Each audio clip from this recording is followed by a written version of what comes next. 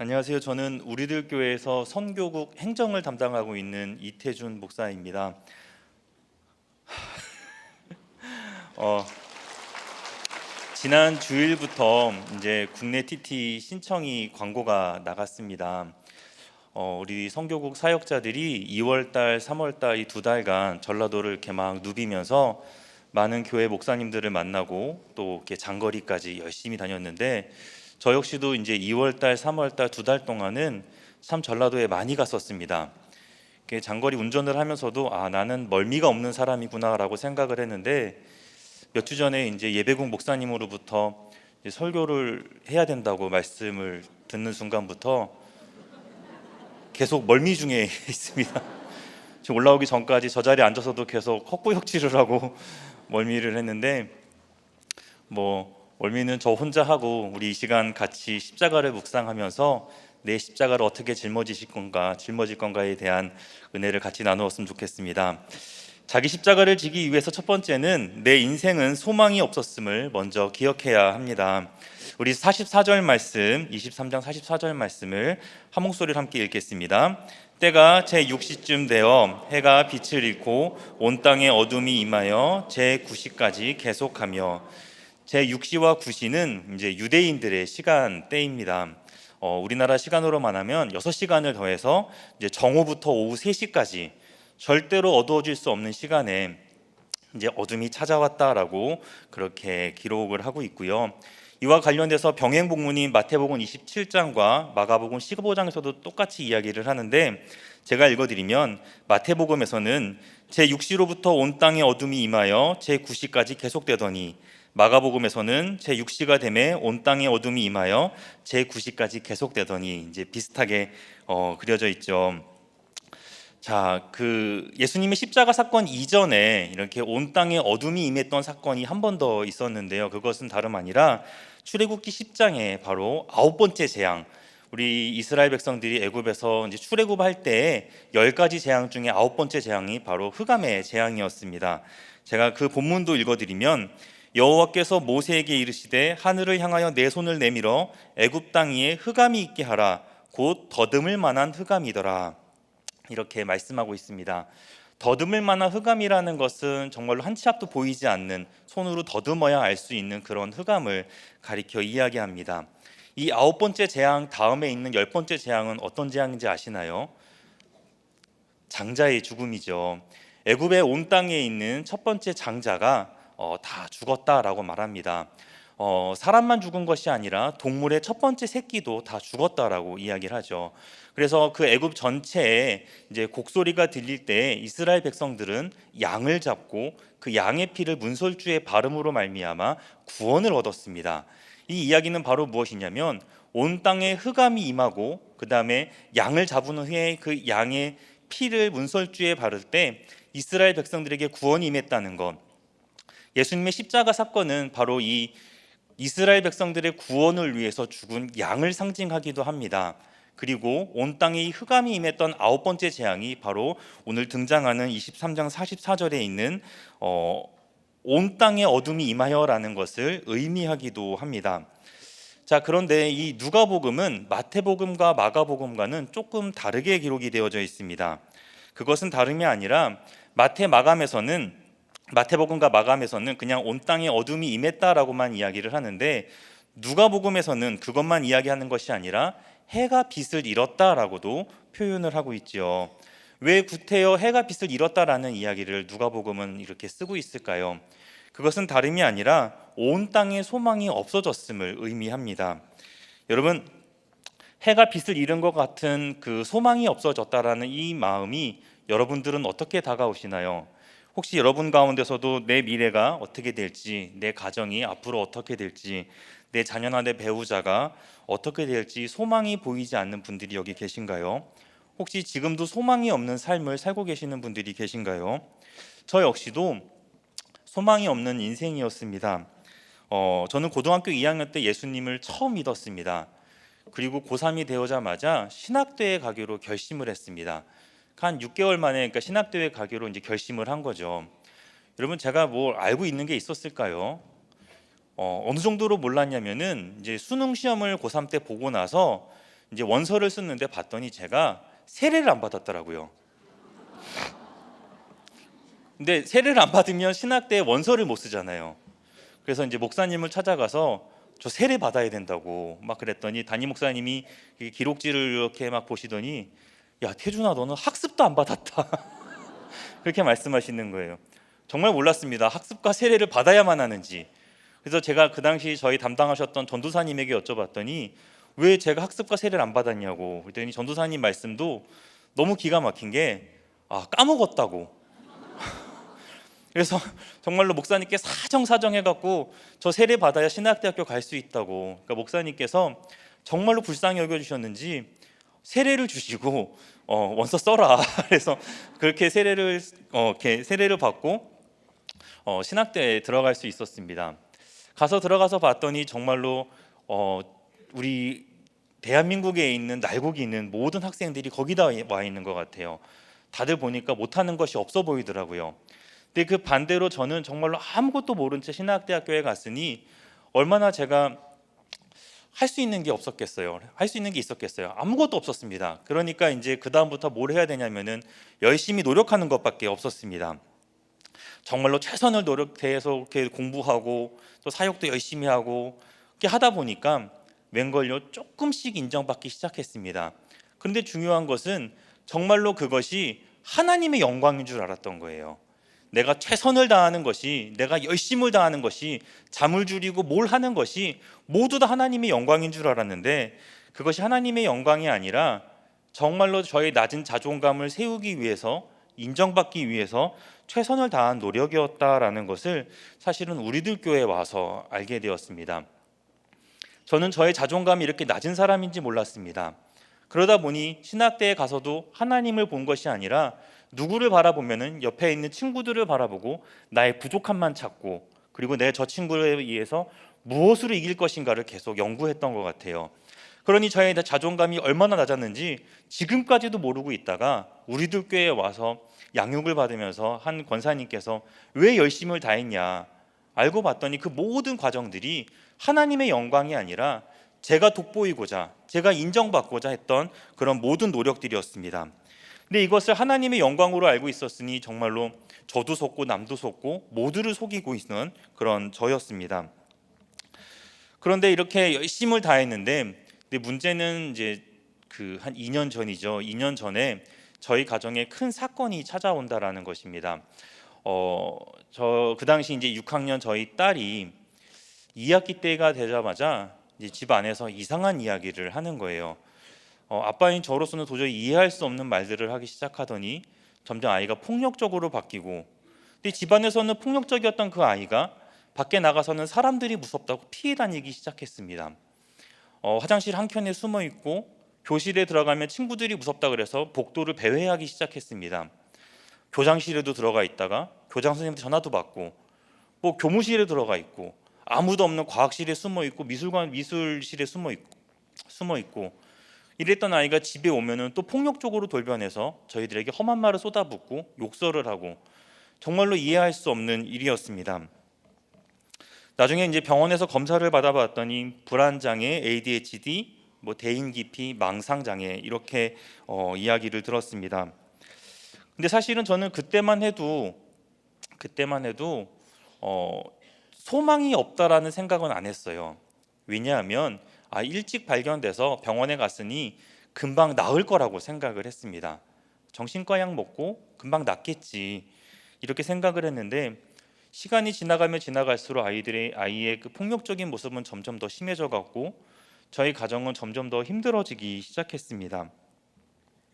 그때 들었던 저의 마음은 나는 이제 목사를 할 수 없겠구나라는 생각이었습니다. 가정에 욕설이 난무하고 가정 안에 평화가 없고 화평이 없는데 누가 나를 부목사로 쓸 수 있을까? 어떤 교회가 나를 불러주실까? 그런 두려움이 있었습니다. 그런 생각에 대한 염려 때문에 지금 솔직히 말씀을 드리면 자녀가 아픈 것보다 제 미래에 대한 두려움이 더 컸습니다. 그만큼 제가 이기적이고 악한 사람이었습니다. 앞으로 우리 가정에는 참 평화는 영원히 있을 수 없겠다라는 생각에 참 두렵고 소망이 없는 저의 삶을 그때 보내고 있었습니다. 그럴 때 저는 이제 우리들 교회에 오게 된 거죠. 그래서 우리들 교회 처음에 교역자들과 나눔을 하고 담임 목사님과 함께 나눔을 하는 그 자리에서 저의 상황을 말씀드렸더니 우리 교회 그 모든 목사님들이 저한테 나중에 이제 양육이 끝나고 나서 오셔서 정말 다 공감해 주시고 저의 이야기를 다 염려스럽게 들어주셨습니다. 그리고 너무나도 쉽게 해결책을 말씀해 주시는 거예요. 청소년부에 맡기면 금방 해결돼요. 솔직히 저는 그때 마음에 남의 일이라고 남의 일이니까 저렇게 이야기하는 거 아니야? 왜냐하면 우리들 교회도 잘 몰랐었고 그다음에 우리들 교회 청소년부가 얼마나 그렇게 귀한 사역을 하고 있는지 사실 모르고 있었기 때문에 그렇습니다. 그래서 그렇게 이야기는 들었지만 제 마음은 계속 힘들었었습니다. 이랬던 제가 이제 그 시간을 지나면서 양육을 받고 목사님 말씀을 계속 듣다 보니까 그리고 동역자들의 권면도 있고 목장에도 참석을 하고 그러다 보니 제가 정말로 이제 낱낱이 보이기 시작하는 거예요. 내가 얼마나 이기적인지, 나 때문에 얼마나 많은 사람들이 수고했는지, 나로 인해서 얼마나 많은 사람들이 또 저로 인해 고생하고 있는지, 내가 그렇게 많은 사람들을 정죄하고 있었다라는 것도 그때서야 알게 되었습니다. 너무 악하다 보니 작년 1월에 제가 재작년 12월에 우리들 교회 왔거든요. 우리들 교회 온 지 딱 2달 만에 이 딸을 사랑할 수가 없는 거예요. 도저히 사랑할 수가 없는 거예요. 뭐 마음이야 이제 제가 죄인인 걸 알고 나 때문에 이 딸이 수고하는 거라는 것이 인정은 되지만 그러면 제가 사랑해 줘야 되는데 그 사랑이 안 되는 거예요. 그래서 저희가 담임 목사님 말씀 주일 설교를 듣고 적용하는 마음으로 바로 그 다음날 월요일에 병원에 가서 또 검사를 받았습니다. 의사 선생님께서 왜 왔냐고 이렇게 물어보시니까 다른 말보다도 내가 제 딸을 너무나도 사랑하고 싶은데 그 사랑이 안 됩니다. 정말로 사랑하고 싶은데 이렇게 사랑하는 게 어렵죠 라고 이야기를 했습니다. 그 선생님이 한번 검사를 해보자. 뭐 여러 가지 검사가 있더라고요. 그래서 막 이렇게 검사를 했습니다. 그래서 제발 어떤 병명이라도 찾아서 저도 빨리 낳고 이 딸을 사랑하고 싶었습니다. 근데 그 선생님 말씀이 너무 건강하다는 거예요. 제 정신과적 그 모든 것들이 진취적이고 긍정적이고 너무 건강하다라고 이야기를 하니까 제가 이게 할 말이 없잖아요. 아니 이렇게 건강한데 왜 딸을 사랑하지 못하지? 근데 그 선생님의 이야기가 아빠가 너무 건강하니까 아픈 딸을 이해 못하는 거라고. 아버지가 너무 건강해서 이 아이가 빨리 낳기만을 바라는데 이 아이가 낳는 그 기다림의 시간을 참지 못하는 거라고. 저는 제가 건강하니까 이 아픈 딸이 문제인 줄 알았는데 그게 아니라 제가 건강하니까 오히려 이 아픈 딸 이해 못하는 정말로 사랑 없는 저라는 것이 깨달아졌습니다. 아, 내가 이렇게 큰 죄인이었구나라는 것을 우리들 교회에 와서 정말로 발견하게 된 거예요. 여러분, 소망 없던 저희 가정에 정말로 내가 죄인인 걸 알게 되니까요, 조그마한 소망이 생기더라고요. 그리고 나서 우리들 교회에서 적응하고 목장 참석하고 양육도 잘 받고 열심히 노력을 했는데 웬걸요? 시간이 지나갈수록 제가 겪고 있는 고통이 가장 큰 고통인 줄 알았는데 왜 이렇게 아프신 분들이 많으신 거예요? 왜 이렇게 힘드신 분들이 많으신지 간증을 할 때마다 또 자신의 나눔을 하실 때마다 목장에서 나눔을 할 때마다 너무 힘들게 살아가시는 분들이 많으신 거예요. 초원 모임에서 저희 아픔을 이야기했는데 나중에 봤더니 제가 겪고 있는 아픔은 아무것도 아니더라고요. 그런데 신기한 것은 그렇게 힘들어 하시는 분들이 예수님만 믿고 기쁘게 살아가신다라는 거예요.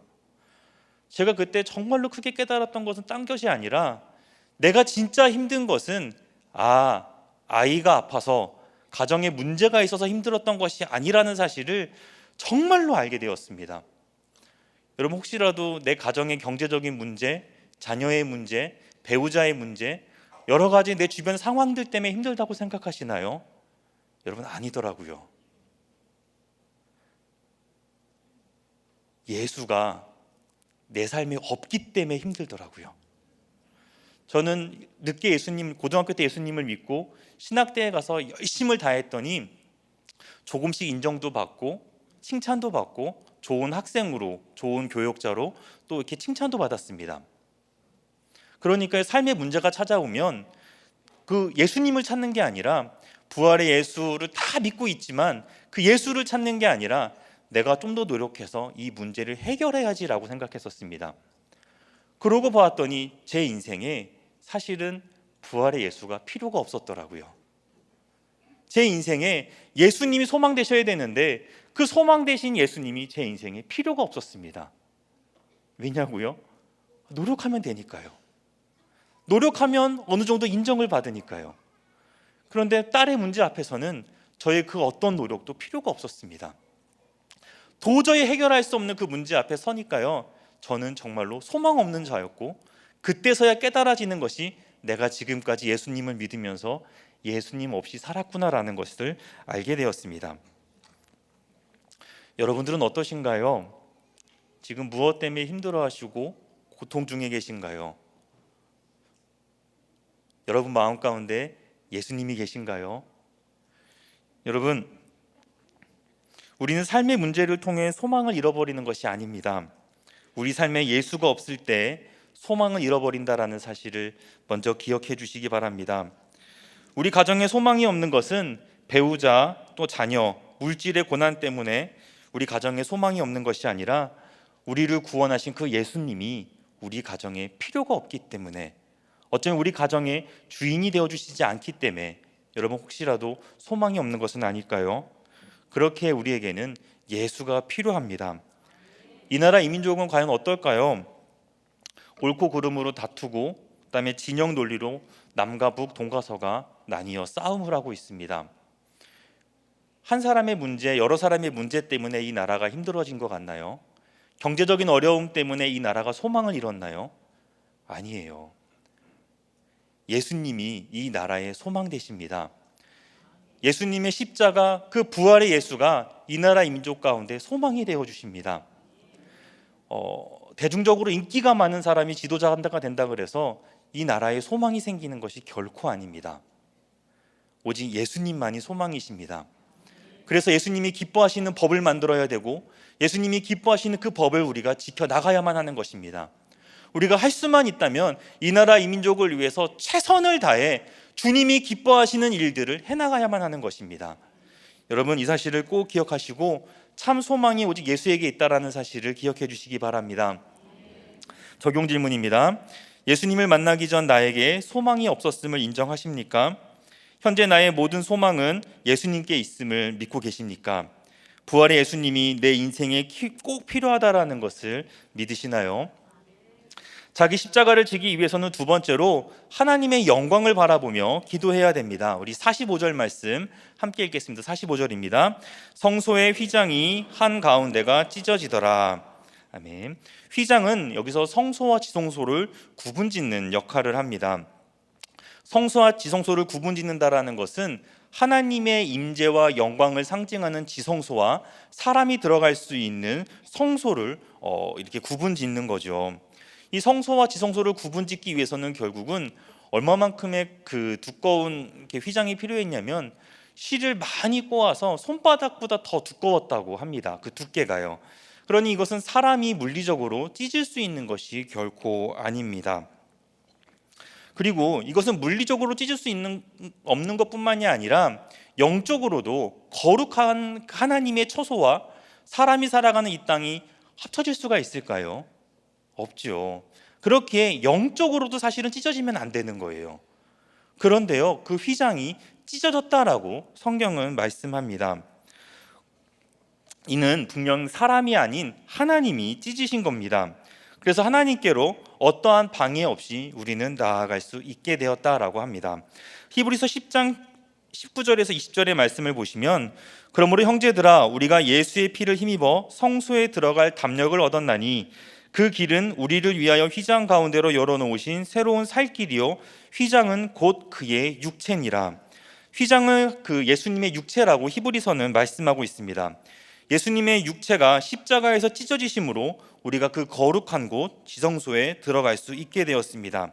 우리가 그 어떠한 방해 없이 오직 예수님의 이름만으로 우리가 하나님께 나아갈 수 있게 된 것입니다. 그런데요, 우리 아까도 이제 누가복음과 마태, 마가복음이 조금 달랐던 것처럼 휘장이 찢어진 이 사건도 누가복음은 우리 마태복음과 마가복음과는 조금 다르게 기록이 되어져 있습니다. 가장 먼저 마태복음에서는 27장 50절 말씀에 예수께서 다시 크게 소리 지르고 영혼이 떠나시니라. 예수님이 먼저 돌아가셨습니다. 그리고 그 다음 절 51절에 이에 성소 휘장이 위로부터 아래까지 찢어져 둘이 되고 땅이 진동하며 바위가 터지고, 즉 마태복음과 마가복음에서는 성소에 있는 휘장이 먼저 찢어지고 나서야 예수님이 돌아가시고 나서야 성소의 휘장이 찢어졌는데 누가복음에서는 그렇지 않습니다. 23장 45절과 46절 말씀을 제가 다시 한번 읽어드리면, 성소의 휘장이 한가운데가 찢어지더라. 예수께서 큰 소리로 불러 이르시되 아버지 내 영혼을 아버지 손에 부탁하나이다 하고 이 말씀을 하신 후 숨지시니라. 마태와 마가복음에서는 예수님이 돌아가신 다음에 이에 성소가 위로부터 아래까지 찢어졌다라고 기록을 하고 있는데, 누가복음에서는 성소의 휘장이 먼저 찢어진 다음에 그 다음에서야 예수님께서 하나님께 기도하시고 그 다음에 숨지시니라라고 기록하고 있다라는 거예요. 그리고 마태복음과 마가복음에서는 성소가 위에서부터 아래로 찢어졌다라고 말하고 있는데 누가복음에서는 한 가운데가 찢어졌다라고 그렇게 표현을 합니다. 예수님께서는 이제 이런 거죠. 온 세상이 깜깜해졌습니다. 예수님이 십자가에 달려 돌아가시고 십자가 달리셨을 때 세상에 소망이 없어진 것처럼 온 세상이 깜깜해졌을 때 휘장이 찢어졌다라는 것은 바로 무엇을 의미하냐면, 여러분 우리가 극장에 가면은 커튼이 이렇게 딱 제껴지면은 빛이 들어오잖아요. 그렇죠? 단순히 우리가 예수님의 피를 힘입어서 우리가 성소를 통해 주님께 나아갈 수 있었다라는 것만 의미하는 것이 아니라, 성소의 휘장이 먼저 찢어졌다라는 것은 빛이 없는 그 깜깜한 상황에서 성소의 휘장이 찢어져서 하나님의 영광이 드러나고 그 영광을 향하여 예수님이 뭐 하셨다고요? 기도하셨다라는 거예요. 46절 말씀에 있는 예수께서 큰 소리로 불러 이르시되 아버지 내 영혼을 아버지 손에 부탁하나이다 라는 것은 시편 31편의 기도문입니다. 결국은 주님께서는 소망이 없는 곳에 하나님의 영광이 드러나자 예수님께서는 자신의 그 모든 것을 하나님 손에 부탁하며 기도하는 것으로 생을 마감하고 있다라는 것입니다. 예수님은 십자가 고통 중에서도 소망이 없을 때에도 하나님의 영광을 바라보며 자신의 영혼을 손에 부탁한다라는 의미는 자신의 모든 뜻을 하나님께 맞추겠다라는 의미를 하고 있다라는 거예요. 여러분들은 가장 힘들 때 어떤 기도를 하고 계시나요? 저에게 있어서도 가장 큰 기도 제목은 바로 무엇이냐면, 그리고 가장 원하는 기도 제목은 저희 딸이 사실은 빨리 낳는 것입니다. 빨리 다 낳고 자기 삶을 잘 살아가면은 그때 돼서야 저의 모든 고통이 끝이 나고 이제서야 좀 편하게 살겠다라는 생각이 들 것 같아요. 저희 딸이 빨리 이제 낳아야지만 저희 가정에 평화가 임하지 않을까라고 그런 생각도 듭니다. 근데 작년 우리 팔복상 기도회 때 기억나시죠? 담임 목사님께서 어떤 말씀을 해주셨냐면, 고난주간 팔복상 기도회 때 십자가에 달리신 예수님을 보고 울지 말고 죄를 짓는 자신을 보고 울라고 목사님께서 말씀해 주셨어요. 저는 십자가를 생각하면은 십자가에 달려서 고통받으시는 예수님이 가장 불쌍했는데, 그런데요, 그게 아니라 그것은 하나님의 때에 하나님의 뜻대로 이루어진 것이고, 진짜 불쌍한 것은 그럼에도 불구하고 죄를 짓고 있는 제 자신이 가장 불쌍하다라는 거예요. 저에게 아픈 딸이 빨리 낫는 것이 가장 큰 바람이었지만, 제 딸은 지금 지난날에 자신의 죄를 회개하고 있습니다. 저에게 지난번 제 이야기를 하면서 저희 가정이 이제 이야기를 할 때 하나님께 회개하고 싶은 것이 있다고, 자기 마음이 가장 힘들었을 때 저희 이제 부모에게 험한 말을 한 것에 대해서 너무 후회가 되고 회개가 된다라고 이야기를 하더라고요. 저희 딸이 하나님은 지금도 잘 모르겠대요. 그런데요, 우리들 교회가 너무 좋다고 합니다.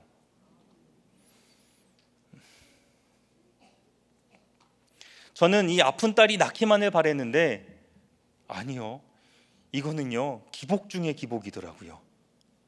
우리 하나님께서는요 하나님의 영광을 드러내시고 정말로 가장 기쁘신 뜻, 바로 한 영혼의 구원을 위해서 일하고 계셨습니다. 여러분들은 가장 힘들 때 어떤 기도를 하고 계시나요?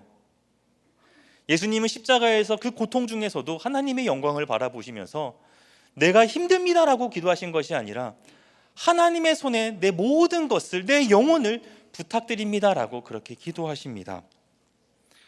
무엇이 진정 하나님 원하시는 신앙인지 한번 생각해 보았으면 좋겠습니다.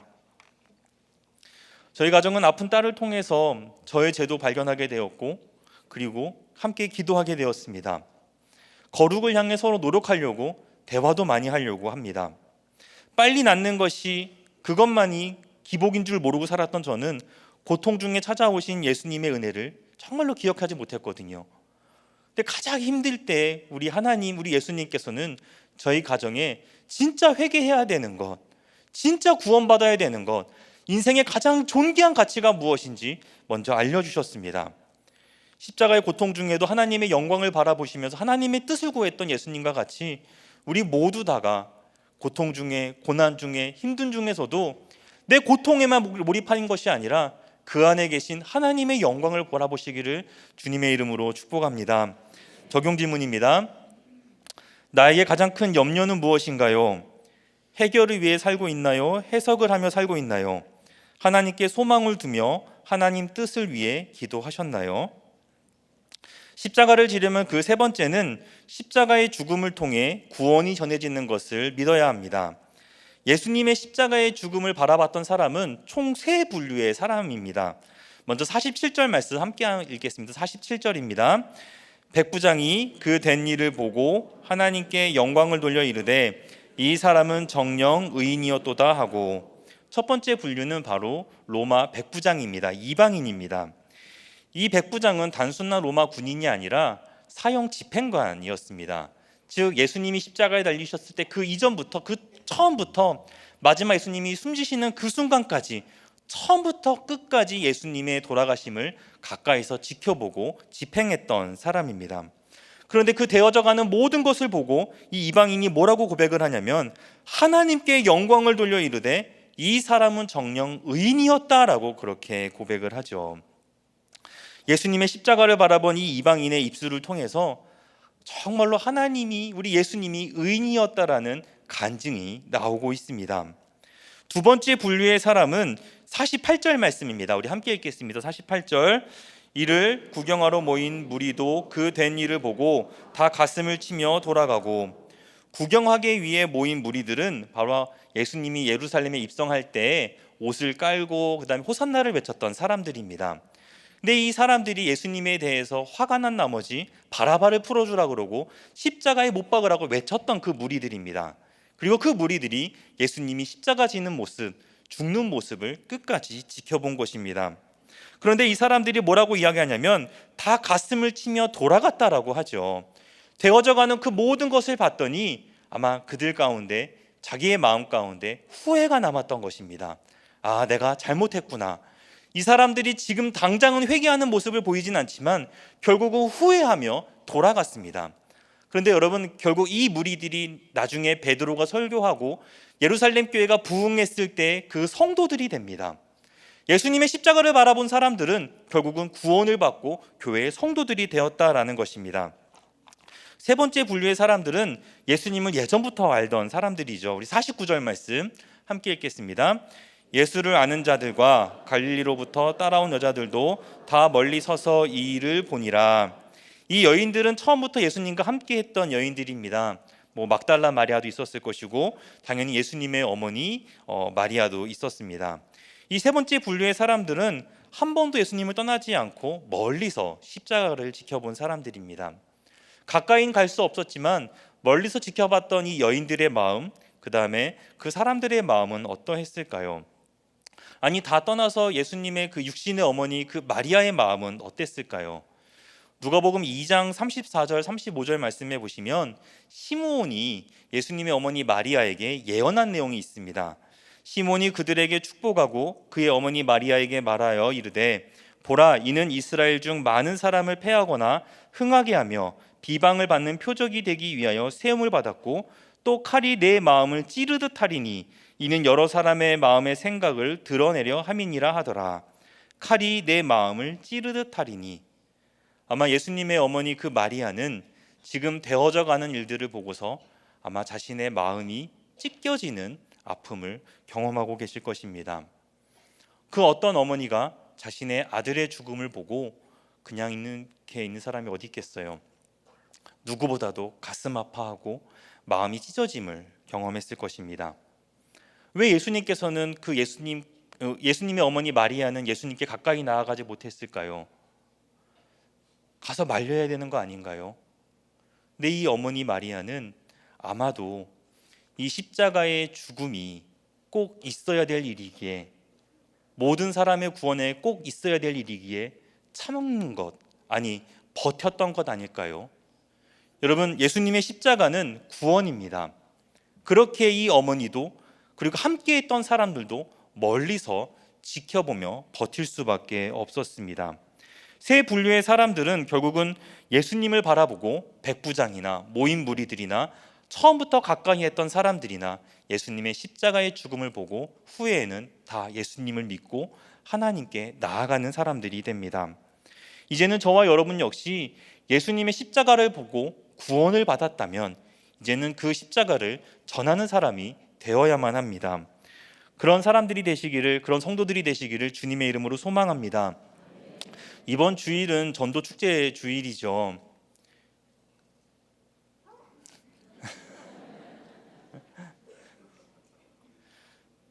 여러분 꼭 참여해 주시기 바랍니다. 전도 축제뿐만이 아니라 우리 이제 국내 선교, 해외 선교, 국내 TT, 해외 TT도 이렇게 진행을 하고 있습니다. 영혼 구원하는 일에, 자기 십자가 지는 일에 최선을 다해 주시기 바랍니다. 작년에 이제 저는 우리들 교회 처음 와서 이제 선교국 행정을 이렇게 사역이 주어진 다음에 국내 TT를 이제 준비하게 되었습니다. 얼마나 많이 긴장이 됐겠어요. 사실은 이렇게 큰 교회도 처음이고, 그리고 한 번도 해보지 않은 사역들을 하는 것이, 낯선 교회에서 양육을 받으면서 하는 것이 솔직히 저에게는 부담이 조금 되었습니다. 아마 제 죄성 가운데 잘하고 싶은 마음이 있어서 하나님께 은혜를 구하기보다는 더 열심을 내려고 아마 노력했었던 것 같아요. 그러니 긴장도 많이 되고 눌리기도 하고 좀 걱정도 많이 됐습니다. 그런데 이제 시작을 하고 나서 이제 성도들이 지원해 주시고, 그다음에 몇몇 팀이 갔다 오기도 하고, 그러면서 들리는 이야기들이 은혜 받았다라는 이야기가 들리기 시작했습니다. 먼저 갔다 온 팀들이 너무 은혜 받았다고 이야기를 하고, 심지어 어떤 팀은 답사만 다녀왔는데 너무나도 좋았다고 말씀하시는 분들이 계셨습니다. 그러니 제 마음이 어때요? 긴장이 풀어지고 마음이 놓이더라고요. 그런데 꼭 긴장이 풀리면 사고가 나는 거 여러분 아시죠? 우리들 교회 이제 한 팀이 가기로 한 교회에서 일주일 전에 연락이 안 되는 거예요. 그러고 나서 이제 상황을 보았더니 이제 다음 주에 우리 팀이 가야 되는데 죄송하다고, 우리들 교회 선교팀을 받지 못하겠다는 이야기가 있었습니다. 근데 뭐 그 교회 사정인과 상황이 있었던 것 같아요. 그래서 선교국에서는 정말로 이제 새로운 팀을 빨리 이제 찾아야 되니까 열심히 한 결과 이제 한 팀을 딱 구하게 되었습니다. 여러분 그 TT가 잘 이루어졌을까요? 믿음이 없으세요. 처음에 가기로 했었던 그 교회 사역에서는 주일학교 학생들이 있어서 주일학교 사역을 준비했습니다. 근데 새롭게 가게 된 그 교회에서는 주일학교 학생이 한 명도 없다는 거예요. 오히려 연세 드신 분들이 많으니까 노인 사역을 준비해달라고 합니다. 그것도 좀 걱정이 되었습니다. 그런데 그 목사님의 이제 전화를 하고서 이야기를 듣는데 여름 사역 중에 딱 그 교회 우리가 가기로 한 그 날짜만 정확하게 비어 있어서 우리가 감사하게 받을 수 있다라고 말씀해 주셨습니다. 정말 하나님의 세팅이었죠. 그리고 우리들 교회 정말로 TT팀이 대단한 것이 일주일밖에 시간이 남지 않았지만 그 시간 안에 장소도 숙소도 구하고 그다음에 사역도 정말로 열심히 준비해 주셨습니다. 마침 저도 조금 여유가 있어서 답사하는 김에 그 교회까지도 한번 그 수련회 TT 기간에 답사를 갔었습니다. 여러분, 그런데 답사를 가서 현지 목사님을 저는 잠깐 만났는데 현지 목사님께서 너무 고마워하시는 거예요. 그래서 뭐가 고마운가 이렇게 보았더니 사실은 이 목사님께서 목회를 그만두시려고 했다 그러시더라고요. 너무 힘드니까 올해까지만 하고 이사를 가야겠다라는 생각으로 집도 알아보고 계셨더라고요. 근데 너무 힘들었는데 마침 우리들 교회 TT팀이 가서 섬겨주시고 또 간증하고 저녁에는 그 교회 안에서 예배를 드리고 집회를 하는 모습에 이분이 크게 은혜를 받고 다시 해야겠다라는 소망과 비전을 얻었다는 것입니다. 결국은 이 모든 것까지도 하나님의 세팅이었던 것 같아요. 그리고 이분이 나중에는 목회자 세미나에도 오셨습니다. 여러분,